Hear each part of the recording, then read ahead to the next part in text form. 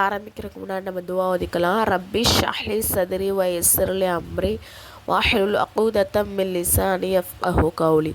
ரப்பி ஸித்னி இல்மா ரப்பி ஸித்னி இல்மா ரப்பி ஸித்னி இல்மா. பாடம் 12 யாருக்கெல்லாம் நம்ம ஜக்காத் கொடுக்கக்கூடாது அப்படின்னு பார்க்க போகிறோம். சரிங்களா? இப்போ யாருக்கு ஜக்காத் கடமையோ அவங்க மார்க்க சட்டத்தின்படி அவங்க பணக்காரர் அப்படின்னு கருதப்படுவார். சரிங்களா? இப்போ ஒருத்தவருக்கு ஜக்காத் கடமை இல்லை, ஆனால் அவருக்கு எப்படி இருக்குன்னா தேவைக்கு அதிகமான பொருள் இருக்குது, அது எல்லாமே கவுண்ட் பண்ணால் அந்த நிசாபுடைய அளவை அடைஞ்சிருப்பார். அந்த அளவுக்கு அவருக்கு பொருள் இருக்குது அப்படின்னு சொன்னால் அவருக்கு என்ன பண்ணக்கூடாது, ஜக்காத் நம்ம கொடுக்கக்கூடாது. அதே மாதிரி நம்மளுடைய தந்தையோட தந்தை, சரிங்களா, அப்புறம் தாயோடைய தந்தை, அப்புறம் தாயார், தந்தை போன்றோர், மேலும் அதற்கு மேலுள்ள, அதாவது நம்ம அம்மா அவங்களோட அம்மா அப்படியே மேலே போகிறது, அப்புறம் நம்மளுடைய வாப்பா அவங்களுடைய வாப்பான்னு அப்படியே உறவு மேல் நோக்கி போகுது இல்லையா? அந்த உறவு யாருக்குமே நம்ம என்ன பண்ணக்கூடாது, ஜக்காத் கொடுக்கக்கூடாது. அதே மாதிரி நம்மளுடைய மகன் அல்லது மகள், சரிங்களா, அவங்களுடைய பிள்ளைங்க அப்படியே கீழே வர உறவுகள், அவங்களுக்கு என்ன பண்ணக்கூடாது, ஜக்காத் கொடுக்கக்கூடாது. கணவன் மனைவிக்கோ மனைவி கணவனுக்கோ கொடுக்கக்கூடாது. முஸ்லீம் அல்லாதவங்களுக்கும் கொடுக்கக்கூடாது. பருவம் வயதை அடையாத சின்ன பிள்ளை தான், ஆனால் அவர் செல்வந்தருடைய பிள்ளையாக இருக்கார் அப்படின்னு சொன்னால் அவருக்கு என்ன பண்ணக்கூடாது, ஜக்காத் கொடுக்கக்கூடாது. அப்புறம் ஜயித் பனு காசிம் குடும்பத்தினர், அதாவது அப்பாஸ், ஹாரிஸ் இன்னும் அபுதாலிஃபுடைய பிள்ளைகளுக்கு என்ன பண்ணக்கூடாது, கொடுக்கக்கூடாது. அதாவது ரசூல்லாவுடைய அந்த ஃபேமிலி வருது இல்லையா, அது சொல்கிறாங்க. ஓகேவா? அப்புறம் சட்டம், ஜக்காத்துடைய பணத்தில் கிணறு தோண்டி வைப்பது, ரோடு போடுவது, பள்ளிக்கு இடம் வாங்குவது போன்றவை என்ன பண்ணக்கூடாது, செய்யக்கூடாது. ஏனென்றால் ஜக்காத் பெற தகுதி உள்ளவரிடம் கொடுப்பது, அவரை அதற்கு உரிமையாளராக ஆக்குவதுதான் ஜக்காத் கொடுவதற்கு நிபந்தனையாகும். அதாவது நம்ம அந்த ஜக்காத் பணத்தை வச்சு ரோடு போட்டு கொடுக்குறேன், பள்ளியை தொழுகிற பள்ளி கட்டி கொடுக்குறேன், இல்லை மதரசா கட்டி கொடுக்குறேன்னு பண்ணக்கூடாது. சரிங்களா? அது நல்ல விஷயந்தான். இருந்தாலும் அதில் ஜக்காத் பணத்தை செலுத்தக்கூடாது. யாருக்கு அந்த பணம் கிடைக்கிற தகுதியுடையவங்களாக இருக்காங்களோ அவங்களுக்கு தான் அந்த ஜக்காத்துடைய பொருளையோ பணத்தையோ நம்ம கொடுக்கணும். அடுத்த சட்டம் என்ன அப்படின்னு சொன்னால், ஜக்காத்துடைய நியத்தில் தம்மிடம் கடன் வாங்கியவரின் கடனை மன்னித்து விடுவதால் ஜக்காத் நிறைவேறாது. அதாவது இப்போ நம்ம ஒருத்தவங்களுக்கு கடன் கொடுத்துருப்போம், சரிங்களா, அப்போது நம்ம என்ன பண்ணிடக்கூடாதுன்னா, அந்த கடனை நான் ஜக்காத்தாக விட்டுறேன், அவருக்கு மன்னிச்சு விட்டுறேன், அவர் அந்த கடனை தர வேணாம் அப்படின்னு சொல்லிட்டு நம்ம என்ன பண்ணக்கூடாது, அந்த மாதிரி நியத்தை வைக்கக்கூடாது. அதன் மூலமாக ஜக்காத் நிறைவேறாது. ஒரே மனிதருக்கு அவர் சாஹிபே நிசாப் ஆகிவிடும் அளவுக்கு ஜக்காத் நிதியை கொடுப்பது மக்ரூ ஆகும். ஒரு ஏழையிடம் ஜக்காத் நிசாப் அளவுக்கு பொருள் சேர்ந்து விட்டால் அவருக்கு ஜக்காத் கொடுப்பது கூடாது. அதாவது நம்ம ஜக்காத் கொடுக்குறோம் இல்லையா, அந்த மொத்த பணத்தையும் ஒரே ஒருத்தவங்களுக்கு கொடுத்துடக்கூடாது. சரிங்களா? நிறைய பேருக்கு பங்கு போட்டு கொடுக்கணும் அப்படின்னு சொல்கிறாங்க. எவருக்கு ஜக்காத் கொடுப்பது சிறந்தது, யாருக்கெல்லாம் நம்ம ஜக்காத் கொடுக்கணும் அப்படின்னு சொல்லிட்டு பார்க்குறோம். முதலில் தன் குடும்பத்தில் உள்ள சகோதரன் சகோதரி, சரிங்களா, அவர்களின் பிள்ளைகள், சாச்சா, சின்னம்மா, மாமா, மாமி, மாமனார், மாமியார், மருமகன் ஆகியவர்களின் யார் தேவையுடையவர்களாக இருக்கிறார்களோ அவருக்கு ஜக்காத் கொடுப்பது சிறந்ததாகும்.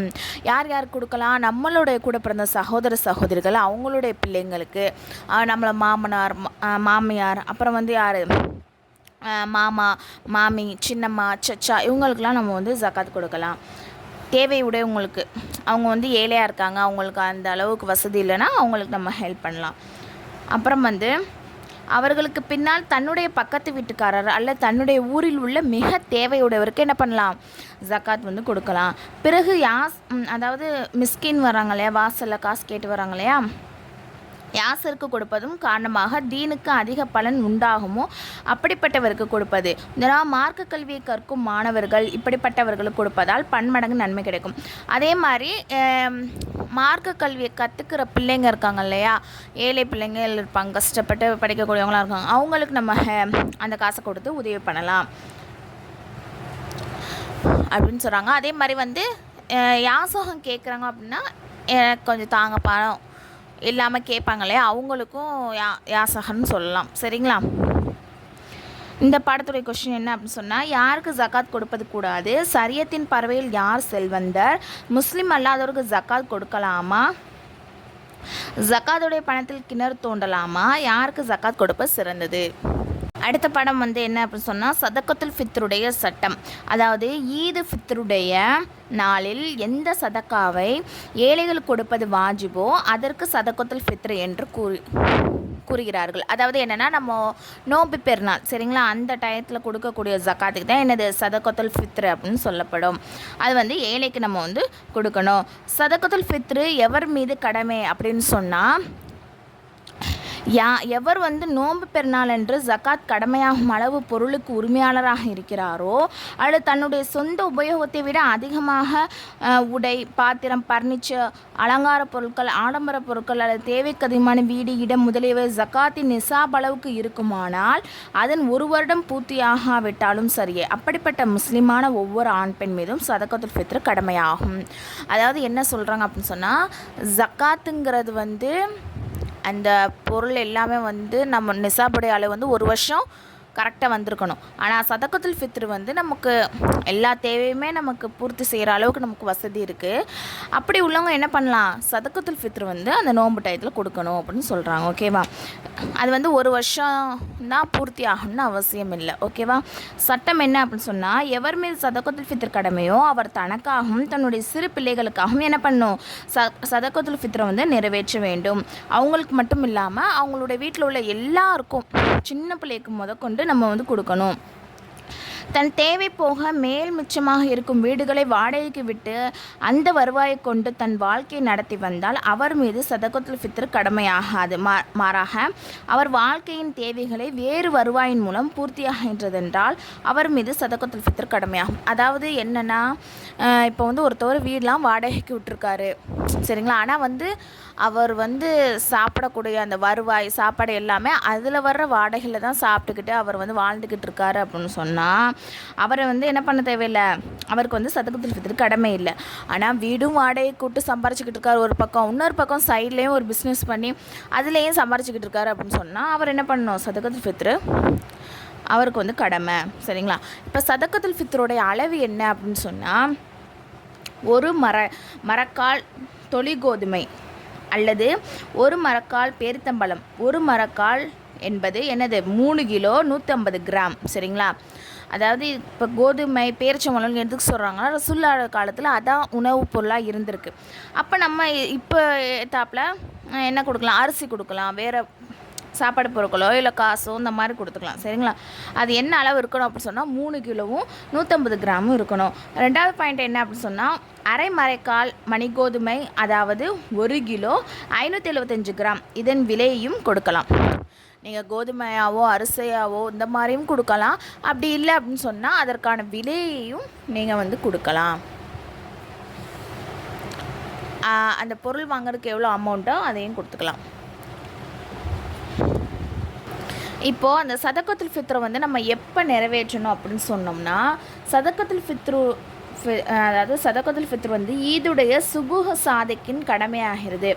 யார் வந்து சுபூ சாதிக்கு முன்னால் மரணித்து விட்டாரோ அவரின் பொருளிலிருந்து சதக்கத்துல் ஃபித்ரை கொடுக்க வேண்டிய அவசியமில்லை. எந்த குழந்தை சுபூ சாதிக்கு முன்னால் பிறந்து விட்டதோ அதற்கு சதக்கத்துல் ஃபித்ர் கொடுப்பது கடமையாகும். மேலும் எந்த குழந்தை சுபூ சாதிக்கு பின்னால் பிறந்ததோ அதற்கு சதக்கத்துல் ஃபித்ர் கடமை இல்லை. அதாவது என்ன அப்படின்னு சொன்னால் அந்த நம்ம தொழுகை போகிறோம் இல்லையா, தொழுகை போகிறதுக்கு முன்னாடி சரிங்களா, முன்னாடி வரையும் நம்ம வந்து அந்த சதக்கத்துல் ஃபித்ரை நம்ம வந்து கொடுத்துடணும். சரிங்களா? தொழுகைக்கு அப்புறம் நம்ம வந்து கொடுக்கக்கூடாது. தொழுகை போகிறதுக்கு முன்னாடி வரையும் அதற்கு முந்தின நாள் வரையும் நம்ம வந்து கொடுத்துக்கலாம். ஓகேவா? இப்போ ஒருத்தவர் வந்து அந்த சுபூசாக்குன்னா என்னது, அது சூரிய உதயக்கு முன்னாடி அவர் வந்து மரணம் அடைஞ்சிட்டாரு அப்படின்னு சொன்னால் அவர் மீது எனது சதக்கத்துல் ஃபித்ரு கடமை இல்லை. அதே மாதிரி ஒரு குழந்தை வந்து தொழுகை போகிறதுக்கு முன்னாடி அந்த டயத்தில் பிறந்துருச்சு அப்படின்னு சொன்னால் அந்த குழந்தைக்கு என்ன பண்ணணும், சதக்கத்துல் ஃபித்ர் கொடுக்கணும். அதே குழந்தை வந்து இப்போ தொழுகைலாம் முடிச்சதுக்கப்புறம் நம்ம வீட்டுக்கு வந்ததுக்கப்புறம் பிறக்குது அப்படின்னு சொன்னால் அதுக்கு வந்து சதக்கத்துல் ஃபித்ரு கடமை இல்லை. விளங்குதா உங்களுக்கு? அதாவது என்ன மெயின் பாயிண்ட்னா நம்ம அந்த தொழுகை போகிறதுக்கு முன்னாடி வரையும் அந்த சதக்கத்துல் ஃபித்ரை நம்ம கொடுத்து முடிச்சிடணும். ஓகேங்களா? அதுக்கப்புறம் கொடுக்கக்கூடாது. சதக்கத்துல் ஃபித்ரு பெருநாள் தொழுகைக்கு முன்பே நிறைவேற்றிட வேண்டும். அப்படி தொழுகைக்கு முன்னால் நிறைவேற்ற இயலாவிட்டால் தொழுகைக்கு பின்னால் அவசியம் நிறைவேற்றிட வேண்டும். எதுவரை நிறைவேற்ற மாட்டாரோ அதுவரை அது அவர் மீது கடமையாகவே இருக்கும். மேலும் யாராவது ரமலான் மாதத்தில் ஏதாவது ஒரு நாள் சதகத்துல் ஃபித்ரை நிறைவேற்ற நாடினால் அதுவும் கூடும். அதாவது என்னென்னா அதாவது அந்த தொழுகைக்கு முன்னாடி, சரிங்களா, பெருநாள் தொழுகை போகிறோம் இல்லையா, அதுக்கு முன்னாடியே நம்ம நிறைவேற்றிடணும். அதான் கரெக்டானவே. ஆனால் நம்ம ஏதோ ஒரு காரணத்தில் மிஸ் பண்ணிட்டோம் அப்படின்னு சொன்னால் உடனே தொழுகை முடிச்சதுக்கப்புறமே நம்ம அந்த பணத்தை கொடுத்துடணும். அப்படி கொடுக்காம இருந்தோம்னு சொன்னால் அந்த கடமை நம்ம மேலே இருந்துக்கிட்டே இருக்கும். அதே மாதிரி அந்த ரமலான் மாதத்தில் நம்ம எப்போ வேணால் அந்த காசை கொடுத்துக்கலாம். சரிங்களா, அந்த 30 நாளைக்குள்ளே எப்போ வேணால் அந்த சதகத்துல் ஃபித்ரை நம்ம கொடுத்துடணும். ஆனால் அந்த தொழுகை போகிறதுக்கு முன்னாடி வரையும் அதை ஸ்டாப் பண்ணிடணும். சரிங்களா. அப்புறம் ஏதாவது காரணத்தினால் ரமலான் நோன்பை வைக்காவிட்டாலும் அவர் மீதும் சதகத்துல் ஃபித்ர் கடமையாகும். எவருக்கு ஜக்காத் கொடுப்பது கூடுமோ அவருக்கு சதகத்துல் ஃபித்ர் கொடுப்பதும் கூடும்.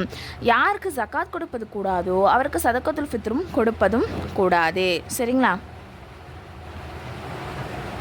அதான் யார் யாருக்கெல்லாம் நம்ம ஜக்காத் கொடுக்கணும்னு பார்த்தோமோ அவங்க எல்லாத்துக்குமே அந்த சதகத்துல் ஃபித்ரும் கொடுக்கலாம். யார் யாருக்கெல்லாம் கொடுக்கக்கூடாதுன்னு நம்ம பார்த்தோமோ அவங்களுக்கு என்ன பண்ணக்கூடாது, சதகத்துல் ஃபித்ரை கொடுக்கக்கூடாது. இந்த பாடத்தோட கொஷின் என்ன அப்படின்னு சொன்னால், சதகத்துல் ஃபித்ரு எவரின் மீது கடமை, சதகத்துல் ஃபித்ருடைய அளவு என்ன, சதகத்துல் ஃபித்ரை எப்போது நிறைவேற்ற வேண்டும், சதகத்துல் ஃபித்ரை யாருக்கு கொடுப்பது ஆகுமாகும். ட்ரீம் முஅல்லமா கோர்ஸ் இதில் ஜாயின் பண்ணுற விருப்பம் உள்ள ஒன்லி லேடிஸ் மட்டும் கீழே டெலகிராம் லிங்க் கொடுத்துருக்கேன். அந்த குரூப்பில் ஜாயின் பண்ணிக்கோங்க. அதில் மற்ற டீட்டெயில்ஸ்லாம் இருக்குது.